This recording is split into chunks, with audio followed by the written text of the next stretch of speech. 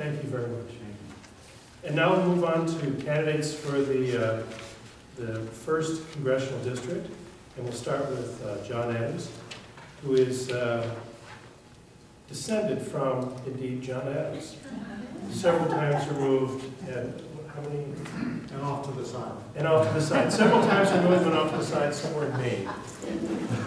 And Jon comes from the New Mexico branch of the Adams family. And, that didn't sound right, I know. And is a graduate of Columbia University Law School, and came home to New Mexico to serve as an assistant attorney general in Santa Fe, where he fought labor fraud, secured $500 million for education in New Mexico, and enforced human rights laws. As a lawyer for New Mexico pension funds, since then, Jon has stood up to corporations, sued to recover millions for retired teachers, firefighters, police officers. And he has also been instrumental in the fight against drunk driving by starting the statewide Drunk Busters program, the DWI by cell phone to report drunk drivers, which I'm sure that will happen to no one this evening at the end of this one. So, Jon.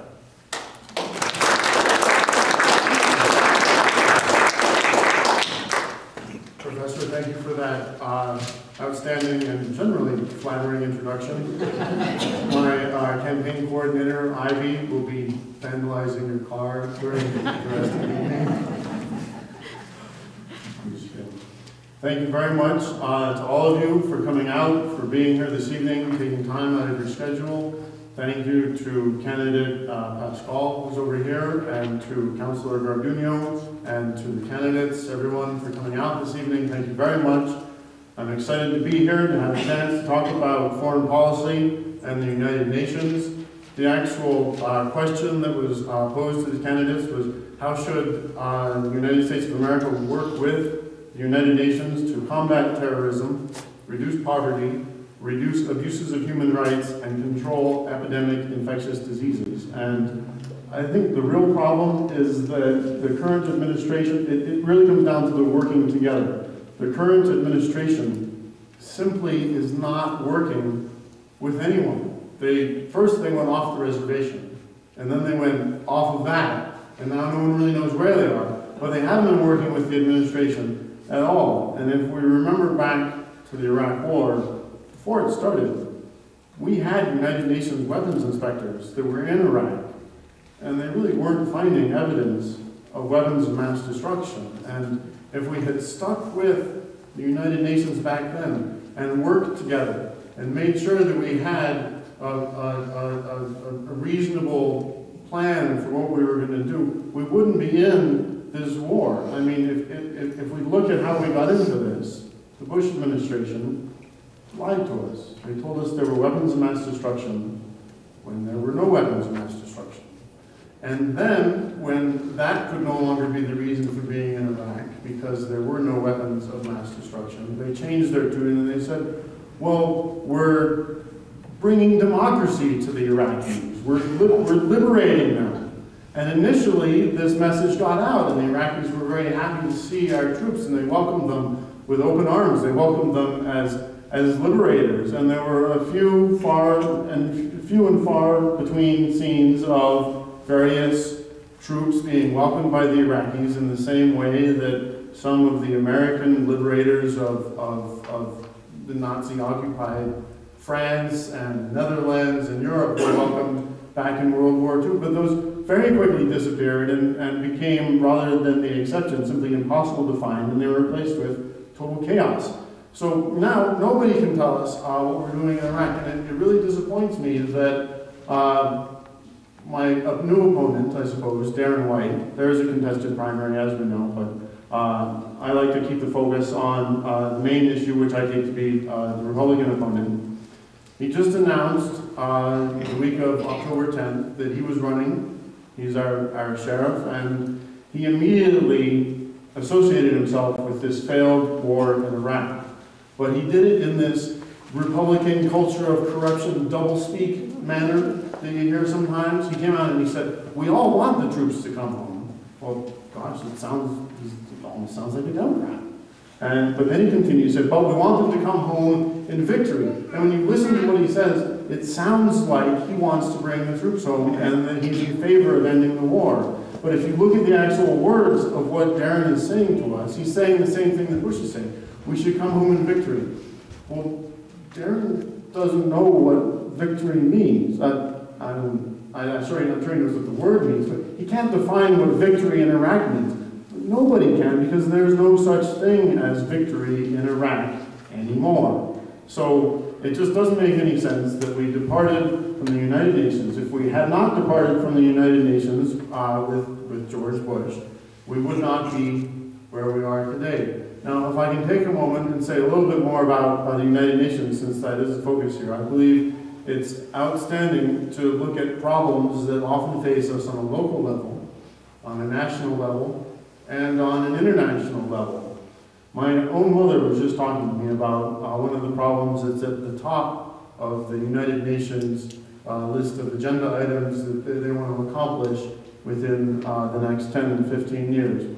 And that's poverty and hunger, because my mother was in a grocery store in Santa Fe about 15 years ago, and my whole family's been very supportive of my run. But when she heard I was running, she told me a story about how she was at the checkout line in the grocery store, and there was a woman there in front of her with a young child paying for her food with a check.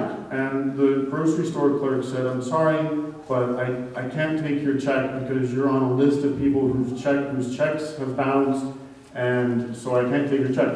And my mother is still kicking herself to this day, 15 or 20 years later, for not just saying, "Well, here's $20, let me help you out." And she said to me when she found out, when we were talking about me running, is there anything you can do to make sure you help people like that? And I said, yes, absolutely. The current administration doesn't care about whether people have enough to eat. It doesn't care about whether people's children are dying in Iraq. And it really comes down to a question of whether we're going to be a benevolent society, a benevolent group of local people working together, a benevolent country, a benevolent world. And that issue, hunger, is at the top of the United Nations list of UN Millennium Development Goals. They want to eradicate extreme poverty and hunger.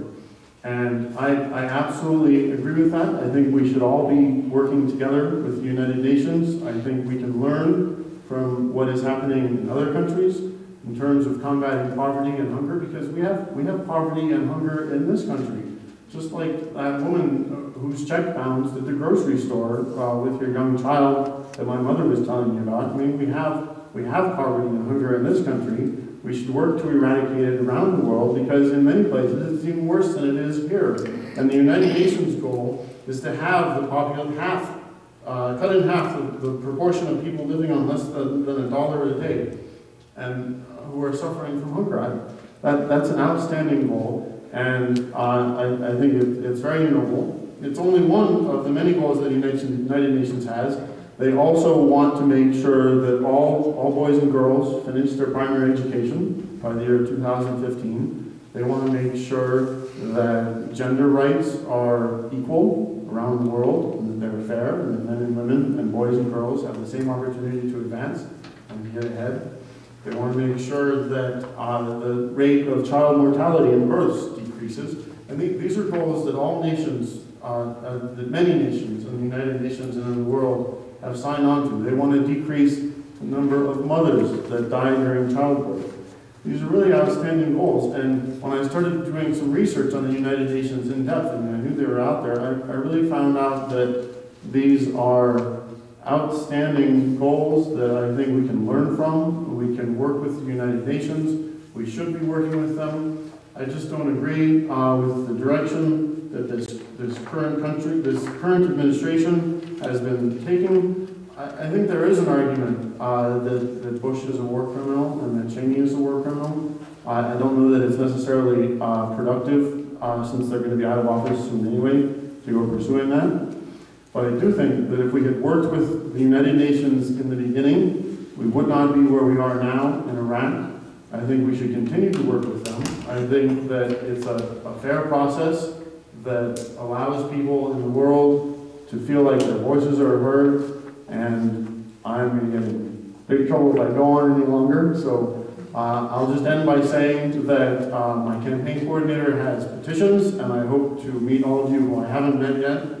And I hope that we will have an administration and congressman from this district that represents the people and not an unreasonable and insane war from a corrupt president and administration. Thank you.